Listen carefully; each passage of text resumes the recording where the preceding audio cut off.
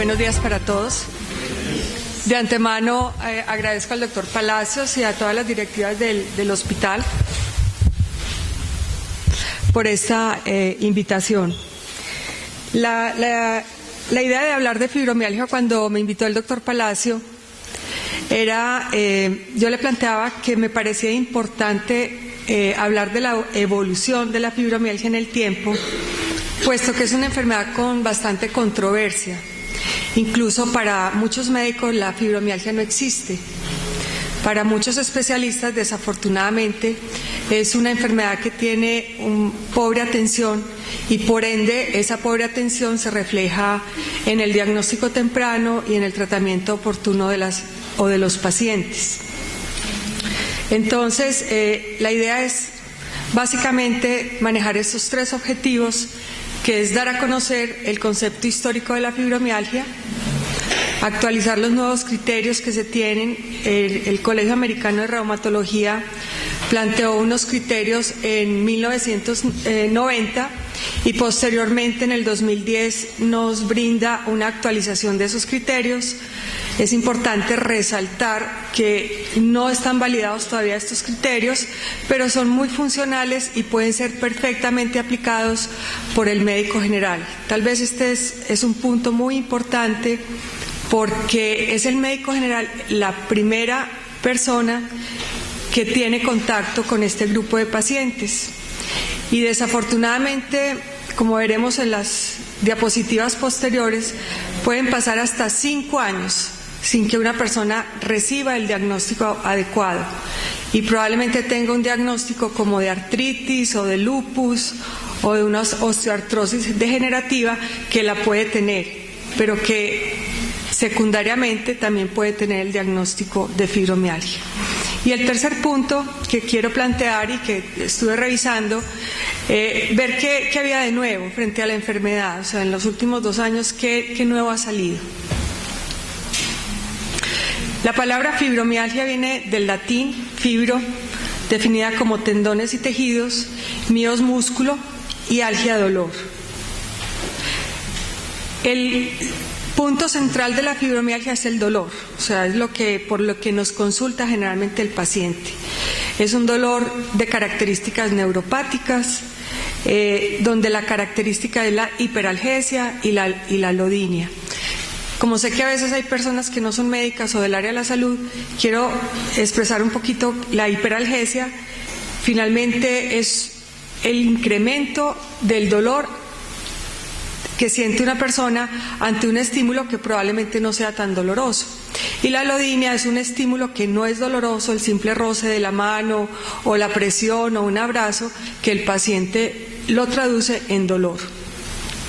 Asimismo, hay otros síntomas satélites en el paciente y estos síntomas satélites básicamente son la característica que uno con mayor frecuencia ve en la consulta es la fatiga, o sea, uno ve estos pacientes se quejan permanentemente de que caminan 2 o 3 cuadras y ya se sienten fatigados, que en la mañana tratan de levantarse y durante 15 minutos o 20 minutos es difícil de levantarse. La ansiedad, la depresión, el trastorno cognitivo es otra característica importante en este grupo de pacientes. Incluso hasta el 90% también de los pacientes nos pueden consultar o nos pueden referir un tipo de trastornos de este tipo. En cuanto al trastorno cognitivo, es frecuente ver que los pacientes nos dicen: doctora, estoy haciendo una cosa y de pronto se me olvida lo que estoy haciendo. Doctora, quedé con alguien en reunirme y se me olvidó, estoy tan asustada. Entonces, tener en cuenta también que estos pacientes, además del dolor, presentan otros síntomas satélites. Asimismo, alteraciones del sueño, la fase 4 del sueño se ve alterada. La fase 4 tiene que ver con el descanso. Alteraciones del sistema nervioso autónomo. Esto es, por ejemplo, son pacientes que se levantan rápidamente de la silla o de la cama y experimentan un mareo, o sea, son las famosas también disautonomías que a veces vemos. Trastornos sexuales, disfunciones viscerales entendidas como colon irritable, trastornos gastrointestinales, cefalea es un síntoma también frecuente, disfunción de la articulación temporomandibular. Entonces, si ven, para llegar a esta conclusión de que la fibromialgia tenía un dolor como eje o como parte central y que alrededor de ese dolor había una cantidad de síntomas satélites, pasaron muchos y muchos años. Volvemos a repetir, la característica del dolor es un dolor difuso, musculoesquelético, de más de 3 meses de evolución. Existen unos puntos específicos de dolor, además de la alodinia y de la hiperalgesia, hay unos puntos sensibles que ya están muy bien establecidos. Es la segunda causa de dolor crónico difuso a nivel musculoesquelético en la consulta médica. Incluso puede ser 2 a 5 veces más frecuente que la consulta por artritis. Afecta principalmente a mujeres en edad media de la vida.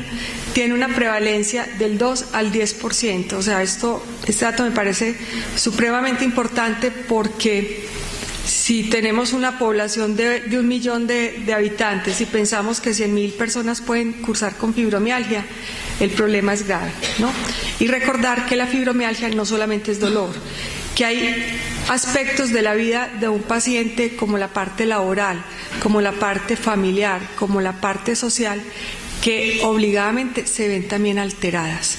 No es como la hipertensión que nos dicen a nosotros, bueno, María Victoria, tienes hipertensión, bueno, me tomo mi antihipertensivo y ahí se acaba mi problema, bajo de peso, hago ejercicio, pero desafortunadamente todo este dolor unido a este satélite de síntomas y signos se expresan también a nivel del trabajo de la persona, a nivel de la interacción de la persona con su familia y con sus amigos, y poco a poco esto va agravando más la enfermedad. Desafortunadamente la etiología sigue siendo desconocida. El diagnóstico es predominantemente clínico, por eso es bien importante tener claras las características y bueno, las escalas de valoración que nos proporciona el Colegio Americano de Reumatología para poder hacer adecuadamente el diagnóstico y a tiempo.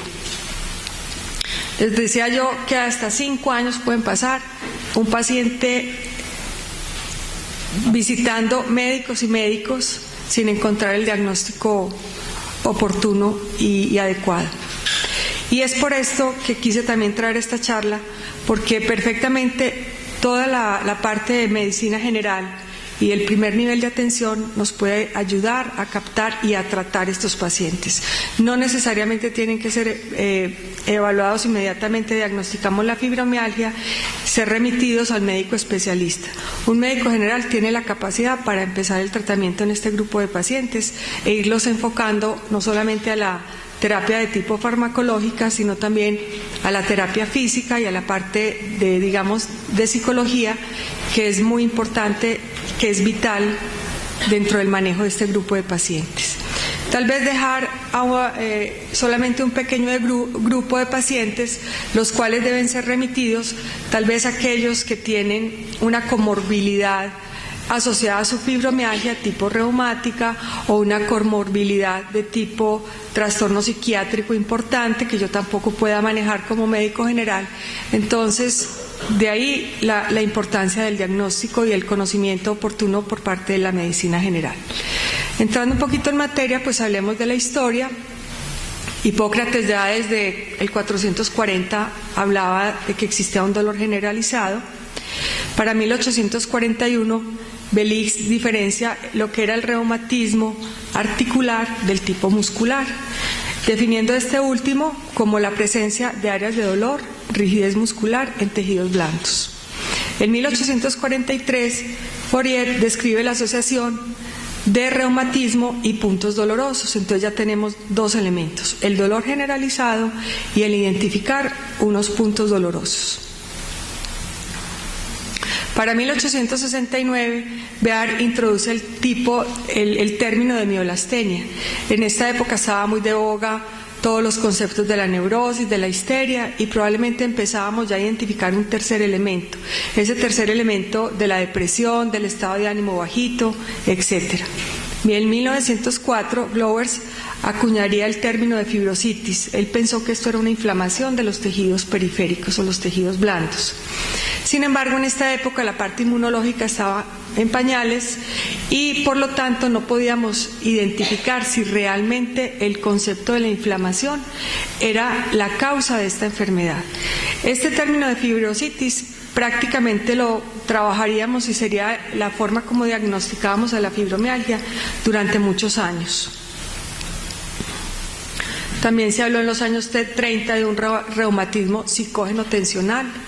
Bajo la ausencia de hallazgos objetivos que justificaran la sintomatología, se le atribuyó que había lógicamente un gran componente de depresión y estrés, un estado de neurosis, y que ese estado de mal manejo del estrés y de la depresión era la causa de toda esta sintomatología. Entonces, vamos viendo poco a poco cómo se va armando la estructura de esta enfermedad, se le va generando diferentes componentes, porque desafortunadamente pues no había un hallazgo objetivo desde el punto de vista fisiopatológico o desde el punto de vista de la misma patología que pudiera decir, bueno, este examen de laboratorio o esta ayuda diagnóstica nos ayuda a diagnosticar el problema. En el 65 Smith y Moldovsky tal vez sería la persona que más trató de unificar todos estos criterios y de investigar muy bien toda la parte de lo que era el concepto del paciente con fibromialgia. Nos dio otro elemento más dentro del diagnóstico, las alteraciones del sueño. Él observó que estos pacientes tenían problema en la fase 3 y en la fase 4, que vienen a ser las fases que tienen que ver con el descanso. Si uno repetidamente le pone en ruido y alteran la fase 4 del sueño, al día siguiente se levanta cansado. El cansancio es una característica de este grupo de pacientes cuando se levanta, y esto tiene que ver y se relaciona mucho con la alteración del sueño. Smith, que era pues como parte del mismo grupo y compañero de Moldovsky, también define, bueno, hay puntos dolorosos, pero aquí hay una característica, y esa característica es las personas a las que les hacemos una presión de 4 kilos por centímetro cuadrado, eso equivale a cuando nos apretamos una uña y nos queda blanca. Esa es la presión de 4 kilos, pero existen también equipos que llaman como dolorímetros que nos miden esa presión. Entonces ellos identificaron que los pacientes que tenían fibromialgia, incluso con presiones por debajo de esos 4 kilos de presión, presentaban dolor. Aquí también es importante definir que no solamente sensibilidad, porque si todos nos tocamos aquí, los codos, hagan el ensayo, a todos nos duele. ¿Por qué? Porque estas uniones miotendinosas a nivel del hueso generalmente son más superficiales y son más dolorosas. Entonces a veces eso nos confunde en el diagnóstico. Por eso es importante establecer bien el punto de presión y el punto asignado o que nos han definido como un punto doloroso. Al rato todos salimos de aquí con fibromialgia, porque si nos tocamos estas partes a todos nos duele. En el 75 ya empezamos a hablar un término ya más definido, ya le bautizamos adecuadamente, digamos, a la enfermedad, ya no le poníamos diferentes términos, aunque como decía previamente se hablaba de fibrositis, y bueno, Hensch acuña el término como fibromialgia, que es el término que hasta la fecha utilizamos. Jonas nos da otro elemento, el elemento en el 84 de un síndrome, porque no solamente había dolor, como he dicho varias veces, además había otras patologías que acompañaban al paciente con fibromialgia: el colon irritable, la fatiga crónica, el síndrome de piernas inquietas, la cefalea tensional, la disfunción temporomandibular. Todas estas patologías tienen que ver con un mecanismo que actualmente se conoce como sensibilización central del dolor o amplificación central del dolor. En el 90 se establecerían los criterios diagnósticos por el Colegio Americano de Reumatología, que permitió a muchos de nosotros los médicos establecer un diagnóstico más certero. En el 92 la Declaración de Copenhague reconoce a la enfermedad como una patología verdadera, ¿no? Y le da un código de M79, o reumatismo no articular o síndrome de tejidos blandos. En el 94 la IAPS reconoce la enfermedad y en el 2010 pues aparecen los nuevos criterios. Entonces, a grosso modo esto ha sido como la historia de la enfermedad y en la medida que conocemos la historia, yo creo que el diagnóstico en el tiempo o la persistencia de una idea en el tiempo fortalece la presencia de una enfermedad. Aunque no tengamos unos datos hoy en día objetivos desde el punto de vista del laboratorio, de imagenología, que nos documenten, bueno, así como este paciente tiene una artritis reumática o en el lupus, este paciente realmente tiene un lupus. Desafortunadamente, pues en la fibromialgia no existe, pero esta evolución en el tiempo del dolor y ir encontrando las diferentes formas diagnósticas y digamos de sintomatologías concomitantes que tiene la enfermedad, pues nos apoyan la existencia de la misma. Modificación de los criterios. En el 90 aparecen por el Colegio Americano de Reumatología, se hace un gran consenso con todos estos investigadores que vimos más o menos desde los años 60 y ellos dijeron, bueno, vamos a hacer unos criterios, vamos a unificar la forma de diagnosticar la fibromialgia y plantearon este estudio en 558 pacientes. La idea era establecer los criterios diagnósticos, unificarlos por lo menos, definir si era importante hablar de una fibromialgia primaria o secundaria y asimismo analizar lo que se venía haciendo con anticipación. Ellos finalmente concluyeron que un paciente que tuviera más de 3 meses de dolor generalizado, definido como un dolor que se presentara en los 4 cuadrantes, ya sea el lado izquierdo del cuerpo, lado derecho del cuerpo, por encima de la cintura o por debajo, o asociada a un dolor axial a nivel cervical, torácico anterior o de columna lumbar, más la hipersensibilidad de 11 de los 18 puntos identificados como puntos gatillo o puntos de fibromialgia, era suficiente para hacer el diagnóstico. Este es el equipo que se utiliza como el dolorímetro, pues. Este dolorímetro es el que permite que haciendo una presión de 4 kilos se genere la presión. Estos son los puntos básicamente que se identifican en este estudio del 1990 a nivel de occipucio bilateral, en esta parte, a nivel de cervicales bajas bilaterales, a nivel de trapecio, a nivel del supraespinoso, segunda costilla de manera bilateral, epicóndilo externo bilateral 2 centímetros por debajo del epicóndilo, glúteo bilateral, trocánter mayor en esta parte y rodilla bilateral. Los puntos de tobillo fueron descartados en este estudio porque eran demasiado sensibles y podían hacer también generar un error diagnóstico. Encontrar este dolor generalizado por más de 3 meses, más identificar los 11 puntos de 18 definidos para fibromialgia, nos permitió darle a nuestro diagnóstico clínico una sensibilidad y una especificidad bastante buena. Entonces ellos hablaron de que a través de encontrar y definir bien las características del dolor se podía alcanzar una sensibilidad del 88.4 y una especificidad del 81%.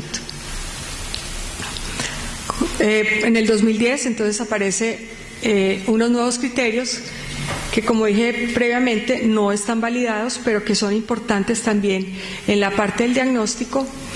El objetivo de estos criterios era básicamente, de este estudio era identificar los criterios diagnósticos ya sin tomar en cuenta los puntos gatillo. Esto significa no necesariamente que se descalifica la búsqueda de esos puntos de dolor. O sea, este estudio que nos proponen ahora en el 2010 no necesariamente descalifica lo encontrado previamente y es importante resaltarlo. Integrar los síntomas basados en las escalas de gravedad para ser aplicados en estudios lineales de control del síntoma y a nivel del primer nivel de atención. Y desarrollar una escala de gravedad del síntoma. ¿Por qué surge este estudio? Ellos empezaron a identificar que había un grupo de pacientes que no lograban encuadrar como como pacientes de fibromialgia. Si bien tenían características, había un 25% de los pacientes que no podían definir si lo tenían o no lo tenían. ¿Por qué? Porque lo que predominaba era no tanto el dolor, sino los síntomas satélites. Y por eso también decidieron hacer este estudio e incorporar, además de los puntos o de las áreas sensibles, unos síntomas secundarios. 2 escalas se trabajaron, el índice de dolor generalizado y el índice de gravedad del síntoma.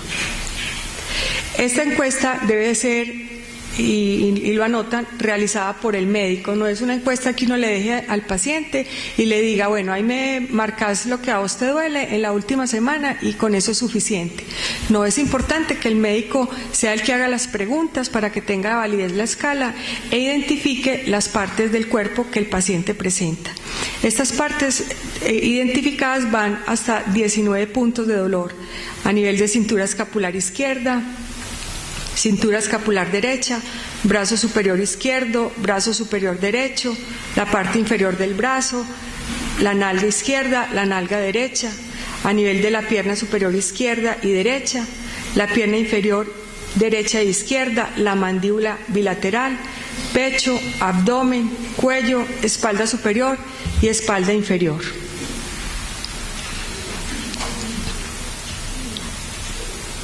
Estos son los síntomas, la primera parte de síntomas que quisieron evaluar.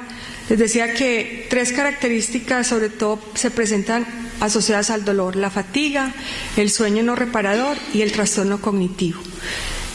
También le dieron una calificación de 0 a 3, entonces 0 era no tener problema y 3 el nivel más grave o persistente de la sintomatología. Y una segunda parte que se enfocaba específicamente a otro tipo de sintomatología, que son, si las contamos, equivalen a 40 aspectos que el paciente perfectamente puede definir o contarnos, ¿no? Igualmente, que se presentaran en la última semana. No importaba si el paciente estaba bajo tratamiento para fibromialgia, también es importante recalcarlo. Al final se hacía una suma de todos estos elementos. Si uno tenía de 1 a 10 síntomas, pues marcaba simplemente 1. Si la persona sumaba 11 a 24, el resultado aquí era una calificación de 2, y más de 25 síntomas que marcara el paciente equivalía a 3 puntos. Entonces, la suma de la puntuación de la primera parte y de la segunda parte debería ir prácticamente de 0 a 12.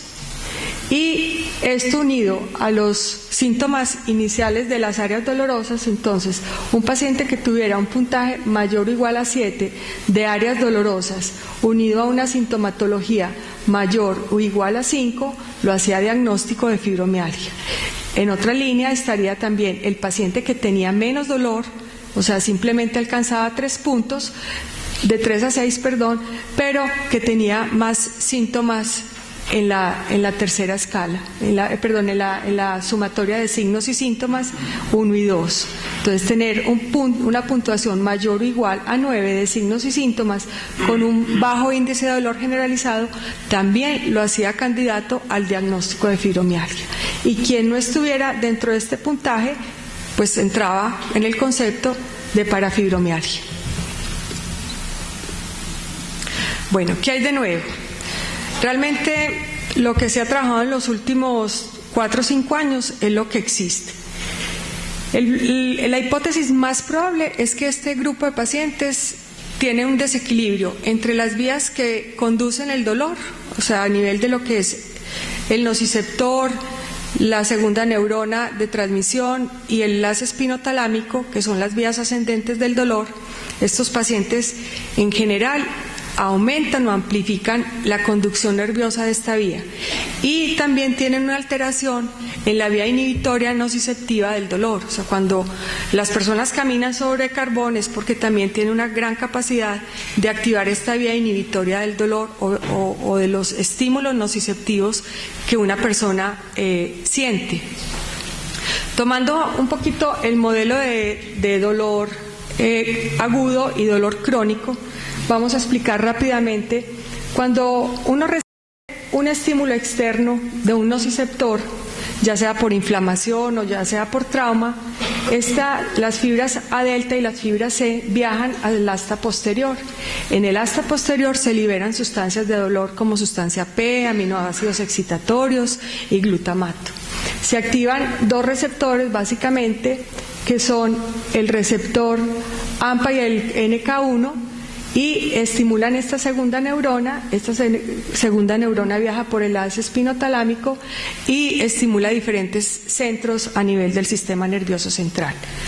Asimismo, les decía que existe una vía que normalmente genera una inhibición del dolor, que es una vía descendente que también modula el dolor en el asta posterior. Esta vía tiene unos neurotransmisores, básicamente la serotonina, la norepinefrina y las endorfinas, como sustancias que tienen que estar ahí en unas concentraciones exactas para que uno pueda modular adecuadamente el dolor. Esto es lo que normalmente sucede en el dolor agudo. En el dolor crónico, la persistencia de un estímulo a través del nociceptor no solamente abre estos canales, sino que también abre los canales de tipo NMDA. Y específicamente el estímulo de las fibras C lo que nos genera es una entrada de calcio a este nivel del canal NMDA, una liberación incrementada de óxido nítrico que de manera retrógrada a la vez nos aumenta los niveles de sustancia P, aminoácidos excitatorios y de glutamato.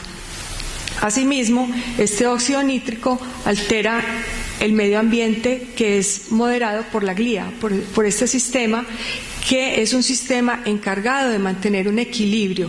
O sea, es como el jefe de esta zona. Mantiene el equilibrio tanto electrolítico, bioquímico, de liberación de interleuquinas, de factor de necrosis tumoral, de prostaglandinas. Entonces, también la activación de la glía establece que haya en esta segunda neurona un medio de tipo inflamatorio.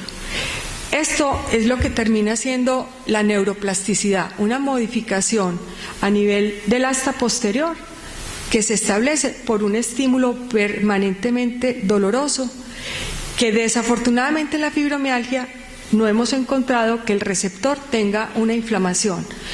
Porque a diferencia del dolor crónico, si encontramos el paciente tuvo un trauma o tiene una enfermedad inmunológica o cualquier factor externo que alteró y que permaneció constantemente en el tiempo inflamando al nociceptor.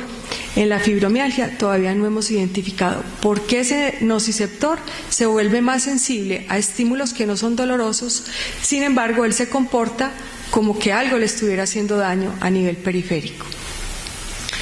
Este es el modelo que se le aplica a los pacientes de fibromialgia. En ellos también se ha encontrado un incremento de los niveles de sustancia P 4 veces mayor a nivel del líquido cefalorraquídeo.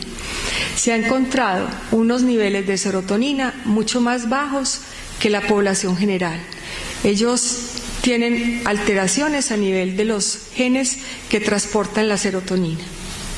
Entonces, básicamente este modelo de dolor crónico es lo que se le ha traslapado a lo que podría ser la causa del dolor en fibromialgia. Una amplificación del estímulo doloroso, ya sea por un haz espinotalámico más sensible en la conducción del dolor y una vía descendente inhibitoria del dolor que funciona de manera irregular por la deficiencia que existe de serotonina y de otros neurotransmisores. Actualmente se están haciendo trabajos a través de PETs y a través de resonancia magnética funcional con la finalidad de identificar si realmente hay un estímulo doloroso en el paciente con fibromialgia o todo hace parte como de una imaginación, como a veces le decimos nosotros a los pacientes. Lo que se ha visto es que cuando los pacientes se someten a un estímulo de presión por debajo de 2.5, que sería el caso del paciente con fibromialgia, que es mucho más sensible a la presión periférica, sí se activan centros de dolor. El verde es la presión de un paciente normal, que solamente se observa el flujo sanguíneo cerebral como una actividad cerebral cuando el paciente recibe una presión por encima de 3.5. Pero si vemos, el paciente con fibromialgia definitivamente es más sensible a estímulos que no son dolorosos. A estos pacientes les hicieron estímulos de presión, de calor, de frío, y en ellos encontraron que a nivel del sistema cortical primario se identificaban puntos de mayor flujo sanguíneo cerebral con estímulos que prácticamente no eran dolorosos. Esta es la zona parietal inferior, esta es el sistema cortical secundario, el sistema temporal, donde también se identificaron zonas que eran con un mayor flujo sanguíneo, la ínsula, el putamen y el cerebelo.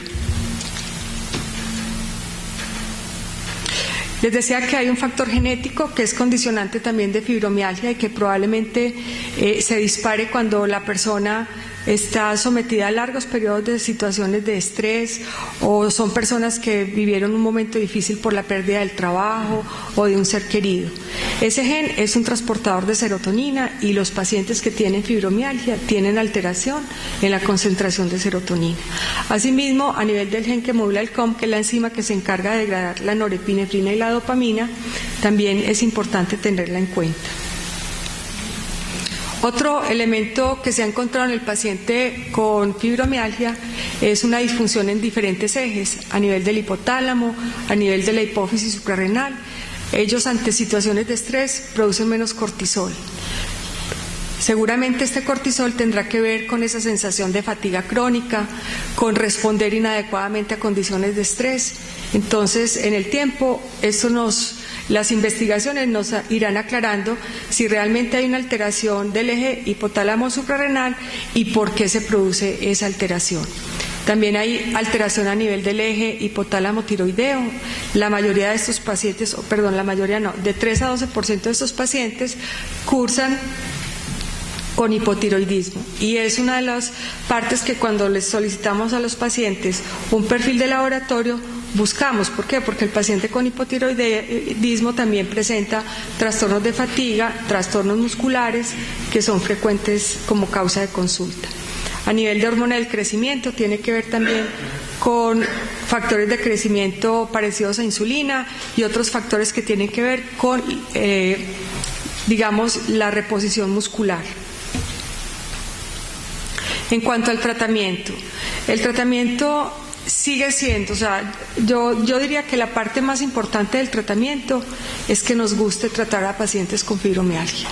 Un médico que no le guste tratar pacientes con fibromialgia le puede hacer maravillas al paciente y plantearle cosas maravillosas, pero si el paciente no se siente en un ambiente armónico, empático, que se le entiende su patología, que no se le agrede porque a uno le duele todo y entonces nadie me cree que me duele todo, si eso no lo considera el médico, mejor traslade ese paciente a otra persona, que sí le guste el diagnóstico de fibromialgia y que sí le guste tratar pacientes con fibromialgia. El tratamiento realmente a veces es frustrante, aunque uno le tiene que decir al paciente y estimularlo de que las cosas van bien, que se va a mejorar, que va a tener días muy buenos de sol y unos días muy malos de lluvia, pero que le vamos a ayudar y le vamos a acompañar. Seguimos trabajando estos 4 elementos: control del dolor, mejorar el patrón del sueño, disminuir las condiciones o el entorno de estrés que tenga la persona y el acondicionamiento físico.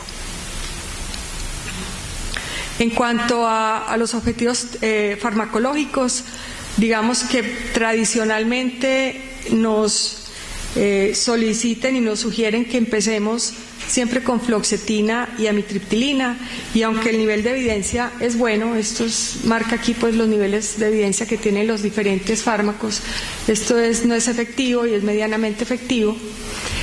Sin embargo, vemos que sobre todo con la amitriptilina los pacientes, que la mayoría son personas jóvenes en edad media de la vida y que laboran, se nos quejan de que no pueden trabajar por los efectos adversos de la amitriptilina.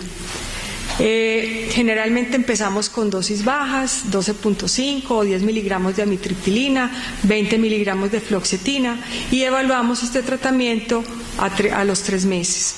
Si el paciente definitivamente no siente cambio, no siente ninguna mejoría, entonces nos vamos a una segunda línea de tratamiento.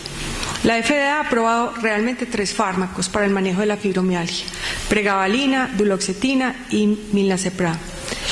Existe un cuarto tratamiento que en este momento está más enfocado a piernas inquietas, que es el pramipaxole. Apenas está pues en investigación. En resumen, en primera línea de tratamiento farmacológico tenemos la pregabalina, la duloxetina, los antidepresivos tricíclicos, específicamente la amitriptilina y el milnacipran.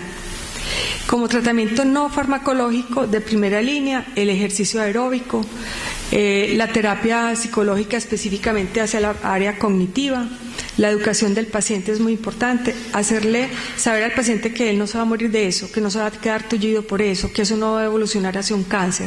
La gente cree que porque le duele a uno mucho las cosas, yo tarde que temprano voy a desarrollar un cáncer. Tranquilizar al paciente, normalizarle el síntoma, evitar que tengan esas ideas catastróficas de lo que está viviendo. Y el trabajo interdisciplinario.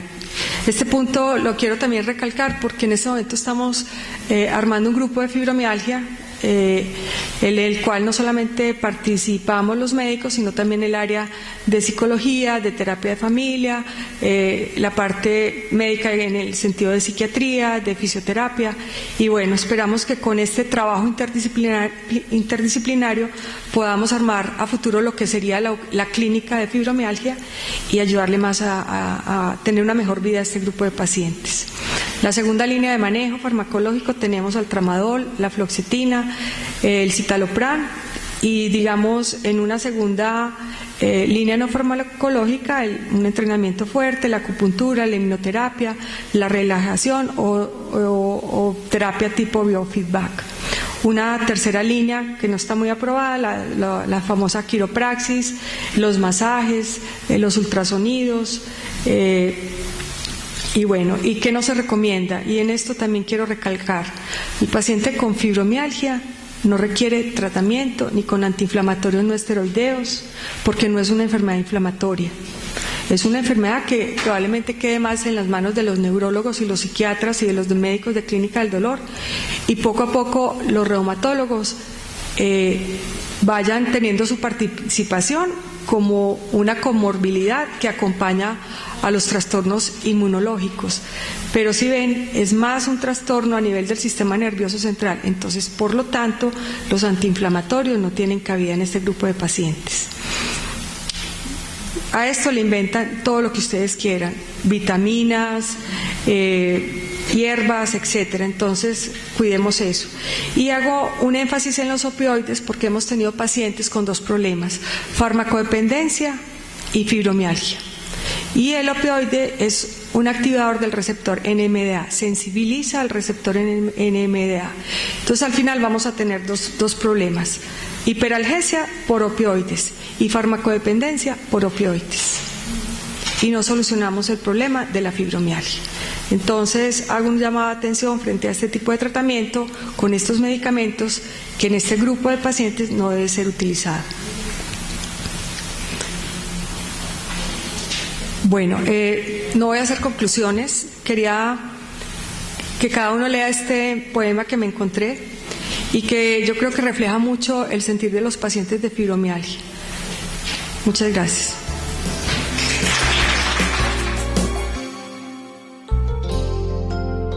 San Vicente Fundación, una vida entera por la vida.